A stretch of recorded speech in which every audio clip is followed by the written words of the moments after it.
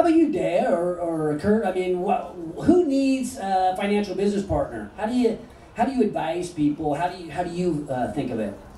Well, what's interesting, since I moved from Silicon Valley just 6 months ago, right? And so I've been in the VC circles and angel groups. Not all companies are made for venture capital. You start raising venture capital as jet fuel. If you just want gas, you might be able to bootstrap.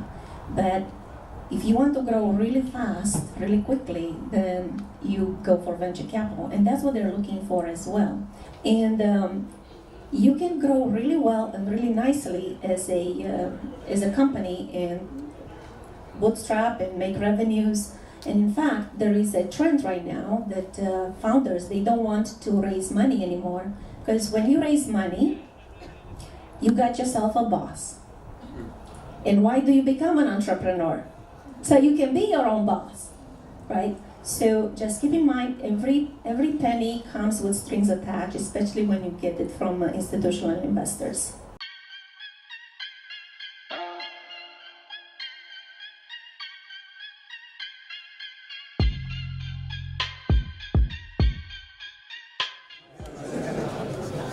How's everybody doing tonight? Yeah, that's amazing. We are on a mission to ignite the entrepreneurial revolution right here in the hometown we love. We're entrepreneurs, helping entrepreneurs, one entrepreneur at a time, one conversation at a time. And that conversation, it begins with one simple question. Are you hanging or are you banging? Thanks for coming tonight. Welcome to Entrepreneurs Unleashed. How many entrepreneurs do we have in the crowd tonight? Anybody else? Another round of applause if you're an entrepreneur. All right, people. The entrepreneurs are the heroes of the American economy, right? You take the big risks, you make the sacrifices, you chase those ridiculously big dreams, all in an effort to put food on the table for our families and to change the world. Am I right? You're right. Does anybody out here have a ridiculously big dream? Anybody? Yeah. Tell me about what's your ridiculously big dream? My big dream is to help veterans play the highest role in society possible. All right, what do you think about that? Right? Anybody else have a big dream? Anybody got a big dream? Ridiculous, so big it's almost embarrassing to mention. Anybody got that? Anybody? All right, there's one right there. Yeah. We're going to change the world by changing democracy, first in America, then around the world. Oh, I love it, yeah. See, we, as entrepreneurs, we have these enormous dreams, right? They're huge, and sometimes, where do you go to talk about those things, right? You go hang around other entrepreneurs, and that's what tonight is all about. Entrepreneurs helping entrepreneurs, right? So how many of the entrepreneurs out there are, say, earlier stage, maybe less than 10 employees? Show of hands. Okay. How many of you are 10 employees to, say, 50, right? Okay, number of you guys, right? You're kind of over the hump, ready to begin scaling maybe. How many 50 plus, or maybe you even sold a business and had some success? Anybody like that? Sold a business, 50 plus employees? A few of you guys out there? Well, you guys, all of you, are the heroes of the American economy. And my fascination is if we can take enough of the Tom Canderses back there, who's humble, raised his hand, just had a huge exit with package one, right? Enough of the people that have really proven to themselves and I think to the world that they know how to build a business. If we can match up enough of them with enough of the up-and-comers, we can change Sacramento, right? We can create an entrepreneurial revolution. That's my big, ridiculous dream. And, that's what I'm all about. Helping entrepreneurs to grow.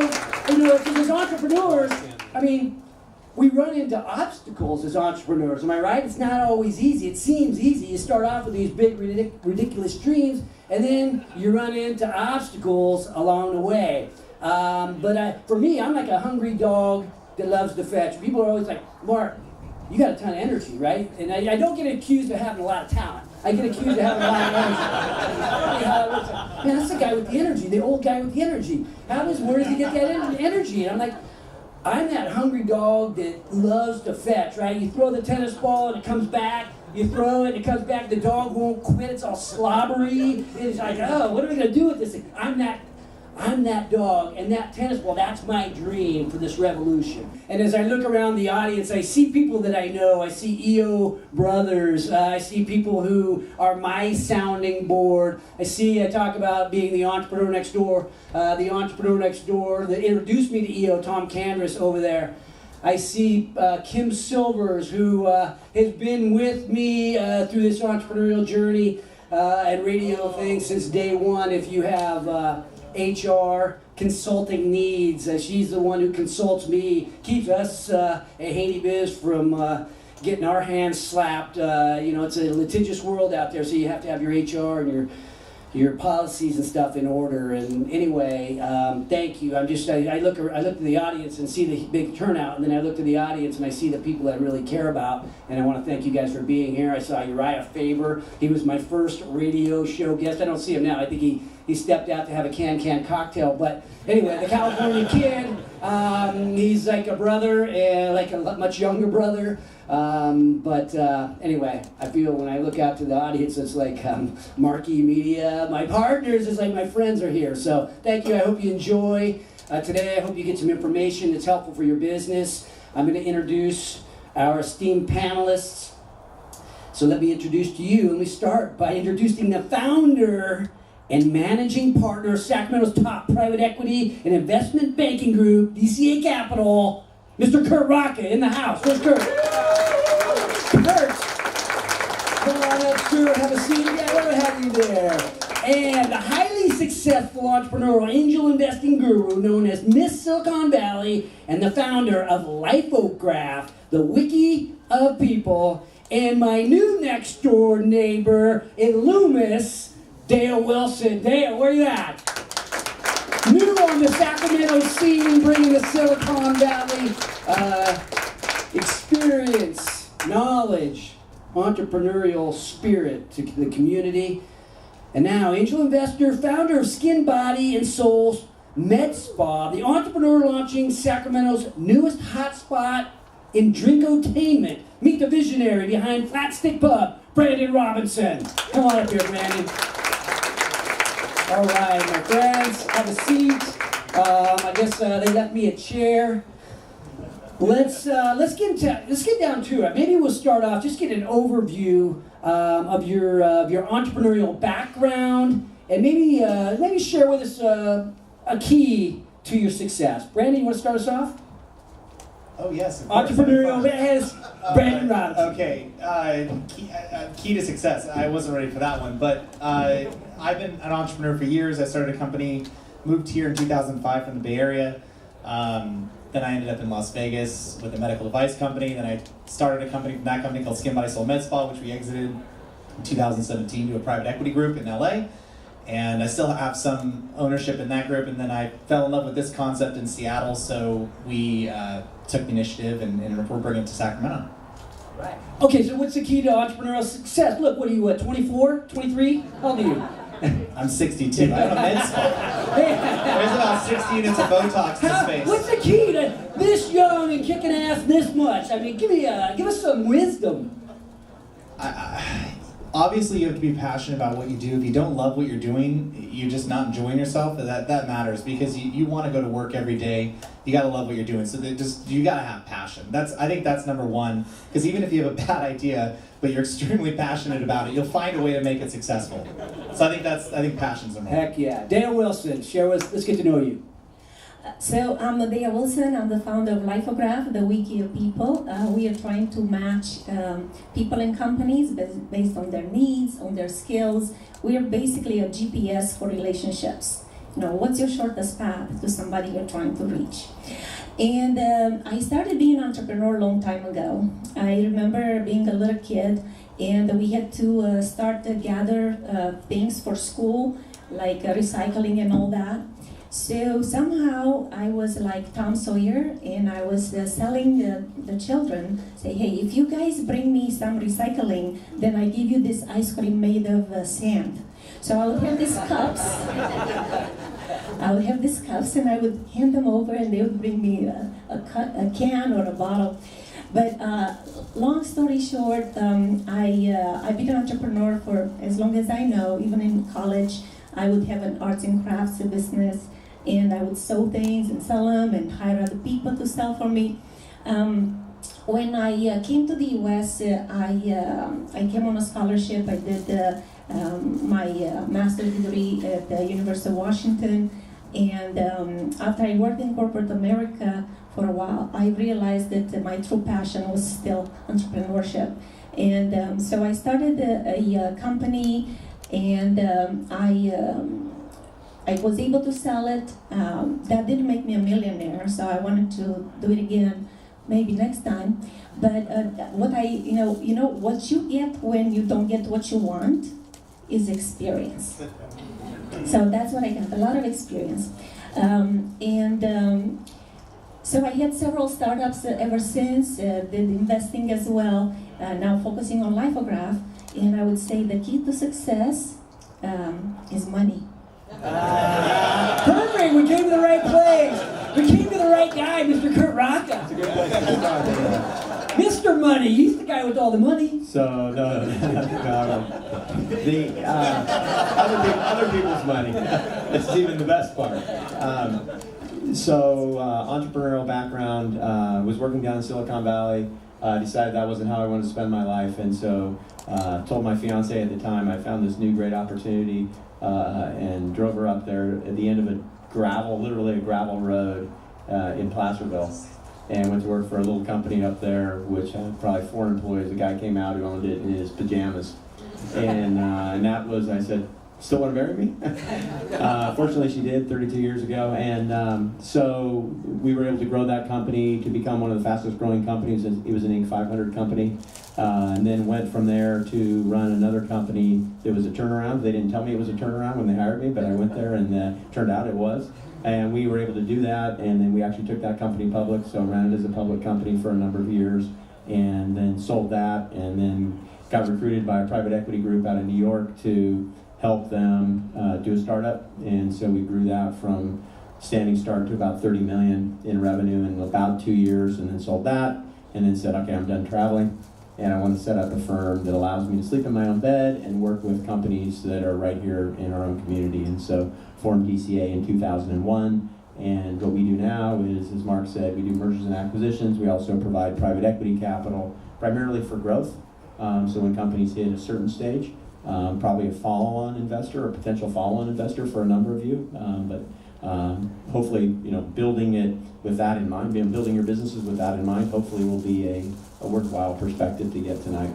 In terms of wisdom, I love the passion comment because I think that's absolutely key. Money certainly helps, and then surrounding yourself with people who will support you but also will challenge you. Because as entrepreneurs, a lot of times we fall in love with our own ideas, and that's important, but we also need to surround ourselves with people who can challenge those ideas and make sure we don't go too far off track. You're here. So I'm going to lead the questioning. And don't be shy about clapping. If you hear something impactful, make some noise. I'll lead the questioning. There will be a chance at the end for you to ask questions that I have failed to ask our guests. So be thinking about what else we need to be asking, and feel free to, this is going to end up getting a little bit interactive, so get ready for that. But Brandon, looking at your personal story, when did you decide to seek a financial partner? Versus bootstrapping it or doing it on your own? Okay, so this newest venture, which is Flatstick Pub that we're opening in DOCO, I did have to seek funding for it. I actually wanted partners in it because I'd never opened a restaurant or a pub before. I established a great team around me, and then I got estimates on how much it would cost to build this thing, and it was very high. So I said, okay, let's get some people around me that have more experience than I do, and go out and find some money for it. It's tough to tell, what was the question again? I'm just thinking why. A lot of us have built businesses and it's like, Oh, it's well, a you know, do I just try to bootstrap, bootstrap or do I try to, you know, do it on my own? Or what's the rationale? Because I mean, sometimes we get our partners too soon. Sometimes we miss a lot of opportunity by thinking about getting it too late. Yeah, that's a great question. Sorry, I literally was in Singapore yesterday, so I've been there for 3 weeks overseas, so I'm a little jet lagged. I bootstrapped my last company. I think it has to do with a lot of it has to do with the barrier of entry or when you're going to have revenues coming in. Fortunately for myself, I have money on the side that I can tap currently, and I don't have to have revenue coming in for this business on top of the money it's going to cost to open it. So I think a lot of it is financials when it comes to like when you really need to go ask for partners in many ways. Yeah. How about you, Dea or Curt? I mean, who needs a financial business partner? How do you advise people? How do you think of it? Well, what's interesting, since I moved from Silicon Valley just 6 months ago, right? And so I've been in the VC circles and angel groups. Not all companies are made for venture capital. You start raising venture capital as jet fuel. If you just want gas, you might be able to bootstrap. But if you want to grow really fast, really quickly, then you go for venture capital. And that's what they're looking for as well. The venture capital business is very binary. You either get your money back 10 to 100 times or you lose. And the statistics show that only 1 in 10 startups succeed. And it's really important to bet on the right company. That's why the VCs get paid so well, so they can pick the winners. And you can grow really well and really nicely as a company and bootstrap and make revenues. And in fact, there is a trend right now that founders, they don't want to raise money anymore, because when you raise money, you got yourself a boss. And why do you become an entrepreneur? So you can be your own boss, right? So just keep in mind, every penny comes with strings attached, especially when you get it from institutional investors. Curt, how would you approach that question? Is it going to surprise you if I have a different perspective on that? Yeah, I love it. Hey, there's more than one right answer, right? A mentor of mine said to me one time early on in my career, said, look, I haven't come across a company yet that went out of business because they had too much money. And so my view on it is the time to raise, what brings capital in as much as anything is having a good story, and having a good story that holds water when people start to pull back the layers of the onion. And so my feedback would be, try to raise capital when you feel like your story is ready and it will hold up to scrutiny. So if it's just a story and you don't feel like it's going to stand up, then it's probably not ready yet. But as soon as you feel like you can look someone in the eye and say, no, look, I've validated these points, and at least they don't have to be proven, but they just have to be reasonably researched in order for someone to believe it. And so that's my feedback. And I think the other thing is, most investors don't want to be your boss. We certainly don't. I mean, we're primarily a minority investor, so we're never anybody's boss. We often take a board seat. We almost always take a board seat, but we're usually one of 5 board members. So, really all we're looking for, and I think most people, other than some of the, the larger VCs who tend to get different terms in their term sheets than the people that most of you are likely to raise money from, which is probably not that group. Some of you may be fortunate enough to do that, or unfortunate, depending on how it ultimately turns out. But for most people, they want to be advisors, they want to help. And that's really I think the box that we're in. We put money in, we roll up our sleeves, and we just want to help. But we can't mandate anything. We just appreciate the opportunity to have a conversation. And ultimately, if the entrepreneur says, no, I appreciate that, I heard you, I'm going to go, you said go left, I'm going to go right. That's the way it is. We just suck it up and pray. You say, you think about like preparing to come to talk to DCA or Brandon, even how you prepared to come talk. I'm an investor into Flatstick. I want to put our audience in the mind of the entrepreneur looking to go seek some capital. What's the emotion? Is it nervousness? It says, I got this. I mean, obviously you had a great story or we wouldn't have invested, but put us in that mindset. What's the emotion? So I hate asking for money. I think, and I don't know anyone who really likes asking anyone for money. I think the mindset is, and what I went in with you was, like I mentioned, I was extremely passionate, and I had a playbook.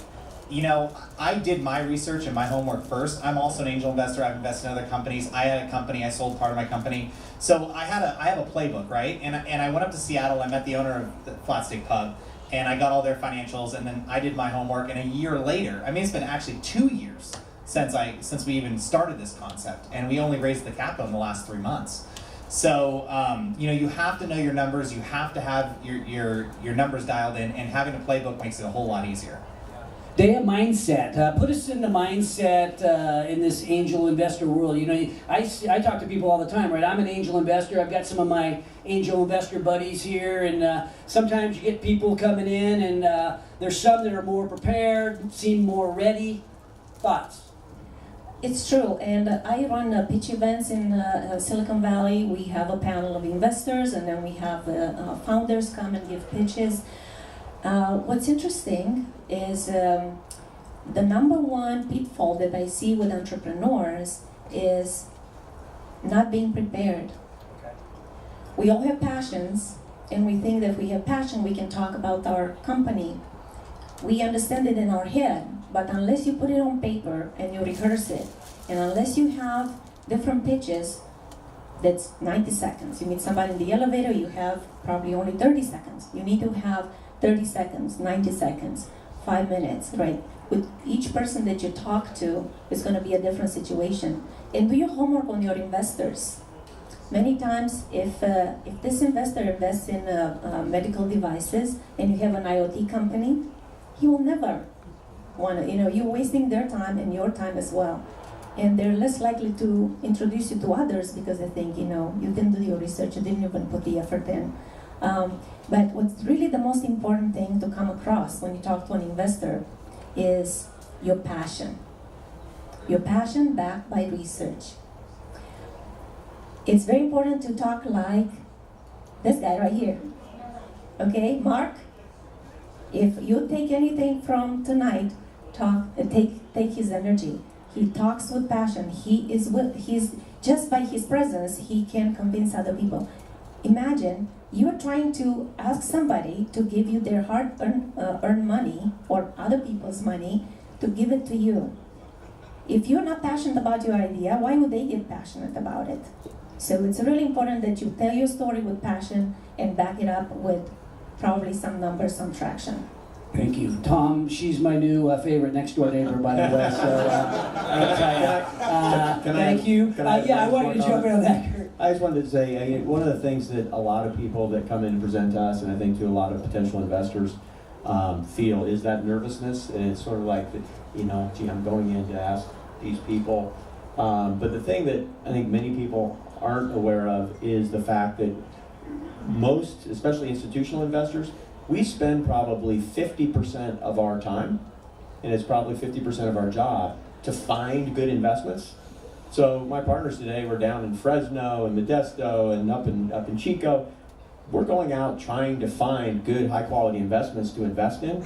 So if you guys can make it easy and just call us, we're all about that. So don't feel sometimes what's that? What's your number? Sometimes people feel almost apologetic, or like the investor is doing you a favor by giving you their time, and to some degree they are, but you're also doing them a favor. And so keep that in mind and go in with that mindset that, you know what, this is a two-way win. This is a win-win we're looking for. I'm not just coming here looking for something from them. Okay, maybe go ahead, Brandon. I just wanted to follow up because when I started going out and asking for capital, raising capital, I didn't enjoy myself. It's fascinating because I really wanted to meet the people that had the capital. I wanted to meet the Candaris. I wanted to meet the Haney. I knew you guys. I've seen you guys in the paper. I've seen you guys around, and I just wanted the opportunity to meet you and interview you as much as I wanted to share with you my idea. So I think there's also, you can learn so much from these guys. And I think that asking a lot of questions, I know it's different in the VC. It's a little different depending on how you're approaching it.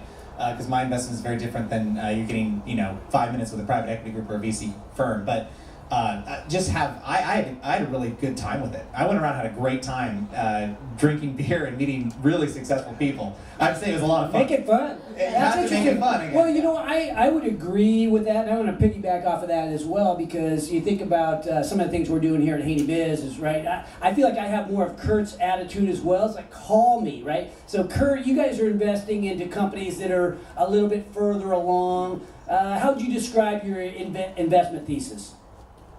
It starts with the people. Okay. Number one is people. Number two is idea.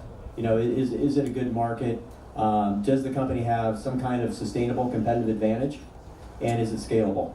And those are really the primary things that we're looking for. The one thing I would say, don't ever say this is a $20 billion market, and if we only get 2% of it, we're going to be this. If that's in your pitch, take it out. It's the first thing that anybody will throw up on. And then literally, I'll get to that and I'll go, okay, if that's your best build up to your revenue, then it means you haven't done your market research and you really don't have a plan, right? And so instead of just saying, well, just as a big, otherwise everybody would just invest in any company that was part of a big market, right?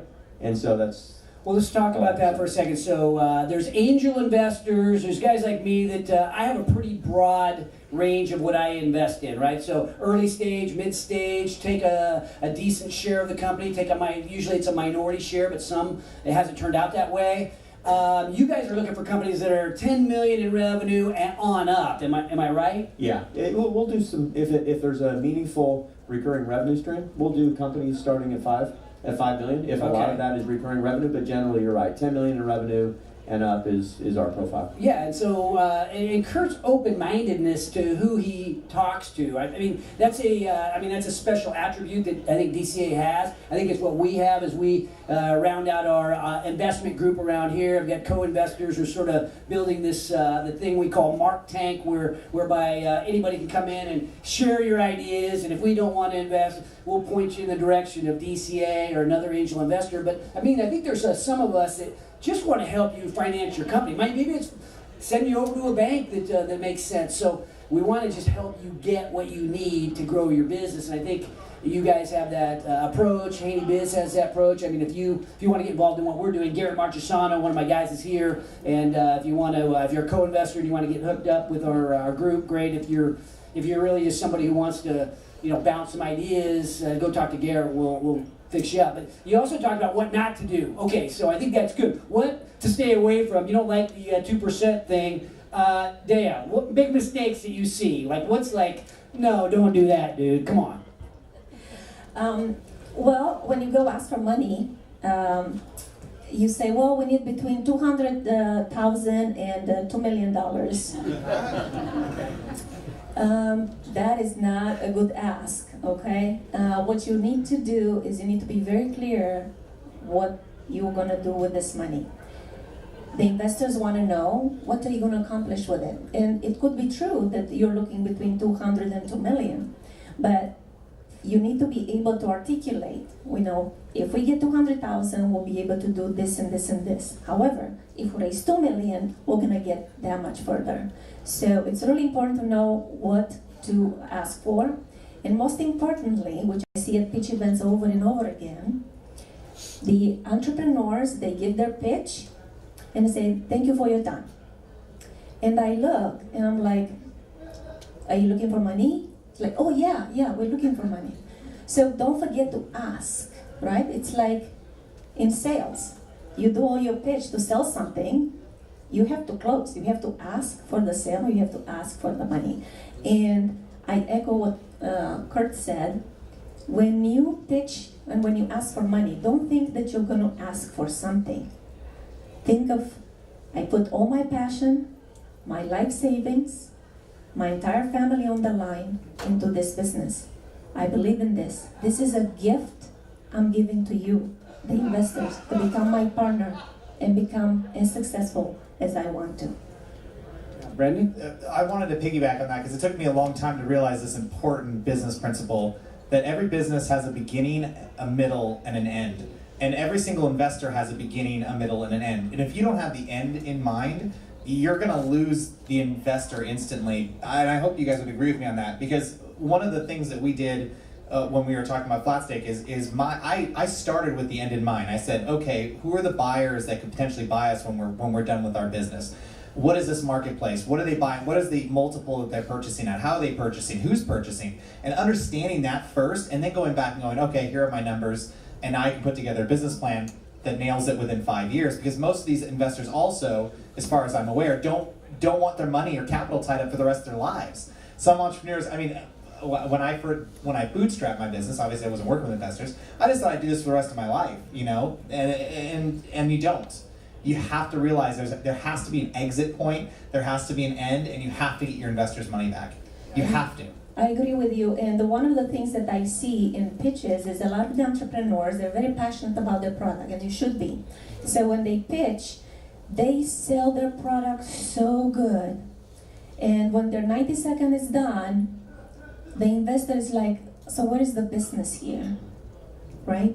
So when you pitch to an investor, it's not a sales pitch. They're not there to buy your product. They might not even use your product, what they're interested in. What's the number one thing in the investor's mind? Money. Remember, that's how I started with, right? So think of when you pitch, how are you going to show them that you can make the money, that you can give them a return, that if they put $1, they can get 10 in return. That's what you need to keep in mind. If you do that, you're going to have checks unlimited. That's a great comment, and if anybody was dozing off during that, grab Dea later, because that's a great comment. And the piece of the business, I mean, everybody wants to tell you how great their product is, and the 90% of the deck is all about the product. Then we oftentimes will get to the end and go, I don't get it. You know, I don't understand what their go-to-market strategy is. I don't understand what their competitive differentiation is. I don't understand who the exit's going to be to, or how it's going to be valued. And so there's all these pieces of the business that, and that's how I would say is look at the different elements of your business that are required in order for it to be successful, and make sure that you appropriately allocate the time in your presentation to an investor accordingly. All right, and so product is one little piece, and if you have a lot of IP, then you're probably going to have more in your product. But if it's something that's more traditional, and it's really all about differentiation, scalability, and go-to-market strategy, the biggest thing that we see overlooked is sales, marketing, and distribution. People talk about all this stuff, but we have no idea how they're going to sell it and who they're going to sell it to. So, and what it's going to cost. So choosing the right business partner, the right financial partner, the right investor, and how do you make that decision, and how do you decide how much of your company to give up? What kinds of things go into that decision? Maybe Curt, you want to start us off? Like, you guys come in and usually take a minority share, but I mean, just generally speaking, how do you know how much to give up of your company? Yeah, so we take the easy way, because we invest in companies typically that have revenue and have earnings, and they're sort of traditional valuation methodologies. For more early stage companies, it's harder, and it's very often it's more art than science in my experience, honestly, and it's a negotiation. Yeah, but are there some times though where certain investors add a different kind of value, right? There's mentorship. We've heard of accelerators and incubators and people that make you better. They have strategic industry knowledge. I mean, when I'm choosing an investor, where does that play in? I think it should be huge. I mean, money is the ultimate commodity, right? $1 is $1 is $1, no matter who gives it to you. It's everything else that the investor brings to the table that should cause you to differentiate between them. And ultimately, you think of them as choosing an investor, but Dea said it, one of our other good comments, was you're really bringing on a partner, right? And that's the way to think about it, you're interviewing each other to figure out if you really are good business partners. And you need to think about it that way. But a good business partner will bring all those things. Number one, you'll have a good personality fit. Number two, you'll believe that they buy into your vision. And number three, because the one thing I will guarantee you is you will not execute your business plan. Right? Does anybody think that they're going to execute their business plan exactly the way it's written? Probably a lot of you do. Don't mean to burst that bubble and steal any of that enthusiasm, but my point is things are going to come up. And you want to have a partner that when those things come up, you feel has your back isn't looking to take advantage of that situation, but is looking to support you through it and help you figure it out and make the company successful. Dea, do you have thoughts on how do you choose the right business partner? If you have choices, I mean, how do you choose?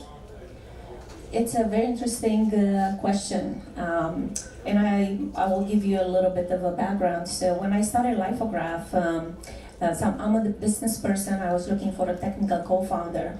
So finally, I hired a guy. We got along. It's really important. You're going to spend more time with your co-founders than you spend with your spouse. So it's really important to get along and be able to do conflict management and the things that don't work. So, and we decided midway that it's time to change technology because the old one was not scalable.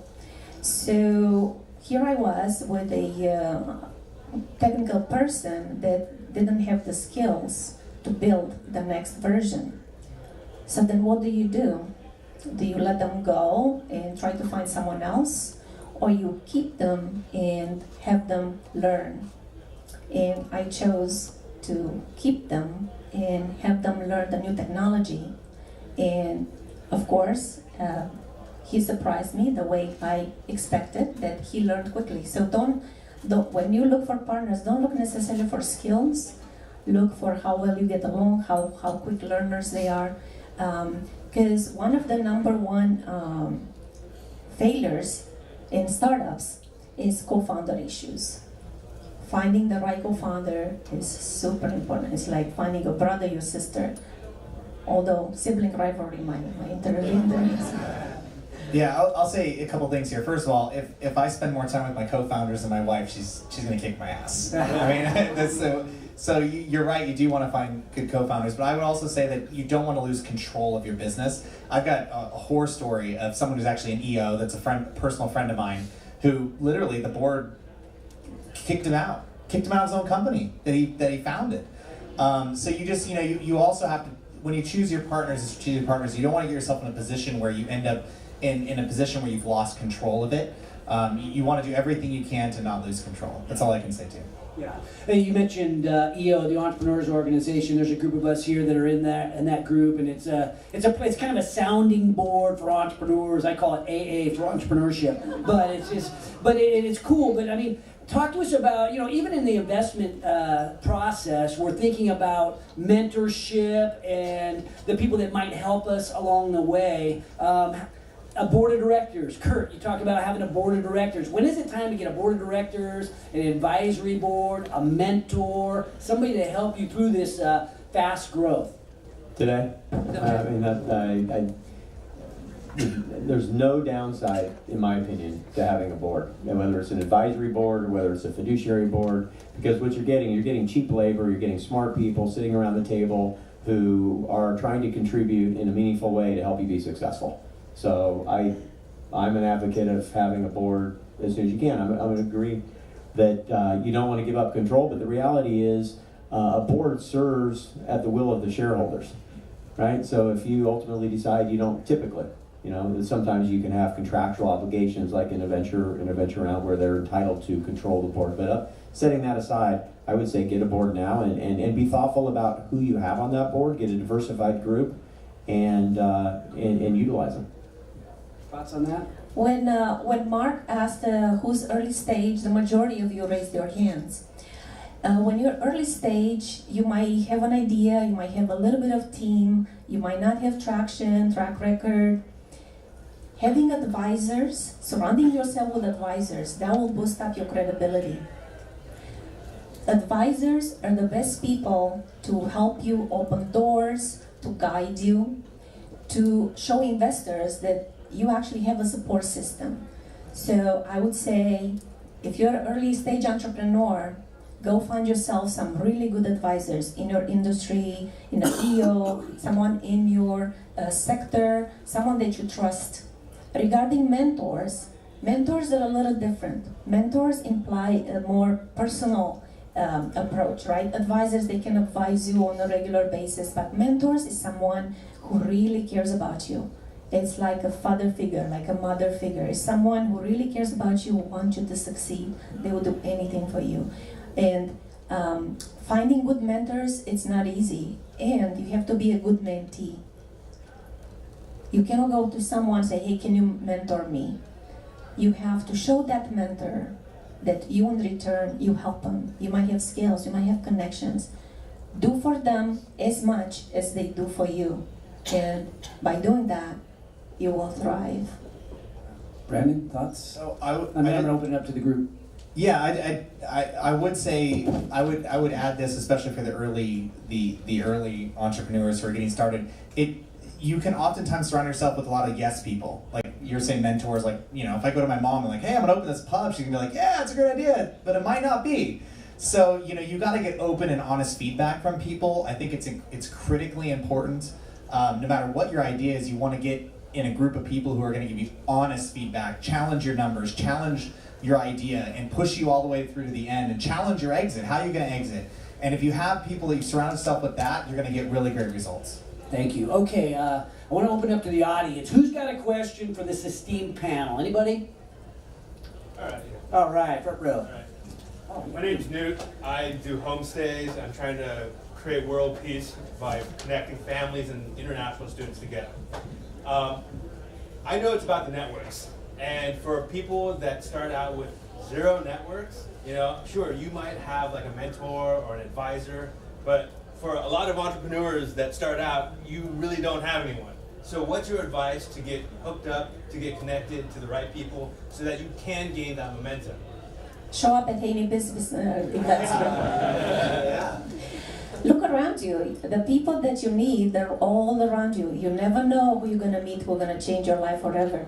It happened to me many times. The idea is to go out there and introduce yourself and not talk about yourself and what you do. The first thing you need to do when you go to an event is to go and ask questions. No, nobody likes to know how good you are, how great you are. But everybody likes to talk about themselves. And by doing so, you learn so much about people. And say, wow, you know, I so much enjoy learning this about you. I could help you in this way. So the first rule of networking, actually I have the 3 rules of, the golden rules of Silicon Valley networking, and they resume to WTF. W stands for wisdom, okay? Always share your wisdom, what you learn, share an article. If you can help somebody do it. T stands for thanks. Always be grateful if somebody does even the smallest thing for you. Be grateful and show that you have appreciated them. And F stands, and it's my favorite one, it stands for favors. My rule is to do 3 favors a day. For as long as I know, I do 3 favors a day. What does that mean? Trying to help 1 person or 3 people with 1 favor every day. And it can be anything from an introduction, could be from a piece of advice, could be sending them a link, or anything that can help them succeed. You do that, you're going to have all the advisors and mentors in the world, because they're all going to want to work with you. I want to make a comment to Newt. Newt, the guy that stood up and asked this question, right? He came to, I first met him at a networking event. I think I was emceeing for the Founders Institute. Met him briefly, didn't think much about it. Then he came to what we call Hanging with Haney. It's these little small groups of entrepreneurs getting together, talking about our ridiculously big dream. And you met, the other advice you gave earlier was deliver your message about your business with passion, right? And what we do is not necessarily a pitch thing, but he started talking about his business. And now we've done a lot of these. I talk to a lot of entrepreneurs, and I mean this no joke. Nobody has been as passionate and as heartfelt in talking about their company as this man right here, Newt. Nice job, buddy. Woo! And we're waiting for the question, too. So, other questions? Yeah. Brandon, there's a difference between finding a partner and finding money. I think, Dale, you were just sharing this. These people that want returns, they don't want to be a partner. They want their money back. They want that return. So my question for the investors, I guess, yourself, Curt and Dea. and I guess Brendan, you said you were. Everybody. How do you tell people, yeah, I had 3 startups and they all failed, and I want to do this one, and I think this one's going to go. Everybody's got failures, right? Absolutely, and I know actually people, they wouldn't invest in an entrepreneur if they didn't have a failure before. Why? What do you get when you fail? Yeah, I see, you get the experience. So the more experience you have, the better, right? And investors want to see that you tried, you learned something, and you moved on. And you know, there is the entrepreneurial bug, that's how I call it. Now, once you're an entrepreneur, you will work your ass off so you don't get a job. And what's interesting is that you, as an entrepreneur, you quit your 40-hour job so you can work for 80 hours a week, right? But that's what makes an entrepreneur what it is, right? We don't care. We're so passionate. The dream job is the one where you don't even feel like working, and that's an entrepreneurial journey. My comment would be, for those who have been fortunate enough to have Mark Haney invest in your company, I won't put anybody on the spot, but I would venture to say every single one of you would disagree with the comment that your investor doesn't want to be your partner. And I think it's because Mark's not investing in these companies because he's looking at just the return. He's investing in these companies because he genuinely cares about the companies. He has a vested piece of himself in these businesses. And so, investors run a broad spectrum of motivations, and they run a broad spectrum of experience. And I think certainly certainly at the institutional side, money is important. But we also do want to add value. But there are no question, there are people who say, and they tend to be on the debt side. We're more of an equity investor. But for them, it's we're going to put our money in, we're going to accumulate a certain return, we're going to get our money out. Hopefully, we have some warrant coverage and we get a little kicker. And I think that your comment's probably fair for them. But for most investors, we want to help build the business. Yeah, and I'm going to concur and agree with you. It also depends on what level of investor they are and what you're looking to attain. So if you're dealing with a $100 million player, it's a different investor than someone that's a $1 million guy who's barely an accredited investor who's going to invest in you, right? There's a huge difference in the level and the motivation and the assistance they're going to provide. So yes, it's a partnership, and failure is absolutely, I think it's great. I've had a company that's failed. But it's finding someone and knowing where they're at in their investment when you're communicating with them as well, and that's really important. Any other questions? Yeah, you're right. I had a question. My experience has been when you're pitching something, or somebody's coming from an asset to pitching something, it seems like the higher the person you're pitching to, the more success they've had, the more money and cash they have, the less they care about you as an individual. And you'd think it'd be the opposite. It'd be more of like, okay, this guy can afford to lose a little bit of cash here and, just take a chance on something. How often do you guys invest it on somebody just because, like you said before, somebody that doesn't know how to pitch correctly, but you say, okay, I see something in that person, versus just the numbers make sense? Because my experience has been the guys that really know how to make money, big money, it's the opposite of what you'd expect. They're less likely to take risks, which is it's an interesting thing for me. And then you see like guys on Shark Tank and whatnot where they say, I just like you, I just believe in you. At what point has it happened for you where you've said, okay, the numbers don't make sense, but I'm investing in the person? Has that happened often? And if not, how come you have not done it in that scenario? Curt, you want to start that one? Sure. It's a great question. I think it's going to be dependent, like most things, it's going to be dependent on the situation and on the person. But when you, as I said earlier, for us, it starts with people. And if they don't have the passion, it's almost like having that connection with the person. If you don't feel confident, and again, we're a minority investor, so part of it depends on that too, is if someone coming in and making a control investment where they look at it and they say, you know what, I'm not so sure about this individual who's pitching it, but the idea is sound and the numbers make sense, and I'm going to buy a controlling position, or I know I can get into control, then maybe I'm willing to take a little bit more risk. But in our case, when we make an investment, we're going in assuming that we're going to live with the person the horse we're betting on throughout the whole race. So I think that's part of it.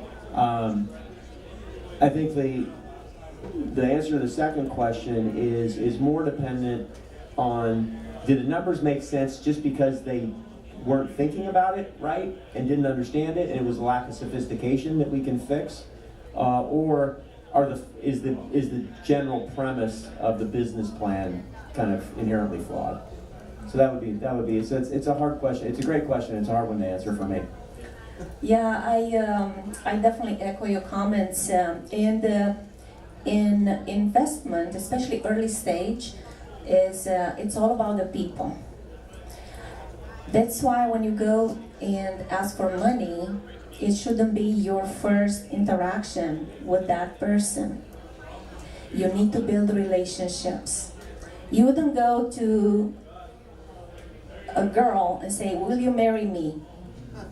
After no dates, just see her at the bar, oh, I want to marry you. Would you do that? No. Imagine asking someone for money. It's the same thing. You need to build a relationship. You need to go through all that process for them to know you. It's interesting that what you said, Curt, that you bet on the horse. And I totally see that because you're a later stage. At early stage, as an angel investor, you bet on the jockey. You bet on you as a person because you don't have much. You don't have a team, you don't have traction, you don't have money, you don't have revenue. So the investors are going to invest in you as a person before you can show them some numbers. So try to see how you can sell yourself in such a way, or how can you surround yourself with people that can actually make you more likely to succeed. Am I the only one that's nervous to answer Uriah Faber and not make him angry? So my wife and I have done some investing ourselves. I think what you said about the jockey and the horse is a really great example. For my wife and I, it depends on each investor invests individually. Each person is individual, right? So I don't want to throw general numbers out, but I mean, we may invest in something like I'll throw out Good Citizens, who's another person here that we're probably going to invest with, is a macaroni and cheese company. I know it's bizarre, but it's actually really cool. You guys should check it out. We're going to invest in that company, but we're not. It's a $25,000 bet for a 1% type thing, and we're not afraid to lose it. I mean, I almost expect to lose it, and I know I can always get it back. So there's some people that are more, I guess they're not afraid to lose. I don't want to say we're gambling types, but everyone's an individual, invests in different levels. If it was $250,000 investment for my wife and I, it would be a whole other story. I mean, it'd be crazy, right? But it depends on the level, depends on the person, depends on the investment, depends on a lot of factors. But you do have to have. I do agree with the jockey statement, but you do have to have a good horse. You do have to have at least a business model and a plan that looks successful, at least for me. And tying all that together, I think my general advice in terms of the title of how to get funded starts with figure out who has a vested interest in your success, and start with that. That could be a supplier, that could be a customer, that could be a landlord, that can be someone who just cares about you as an individual. I think you're right. That's probably a big part of it is when you get to those bigger people, if they genuinely care about you as a person, they'll probably write that check. But if they don't, and you're just another pitch coming in, you probably won't get very far.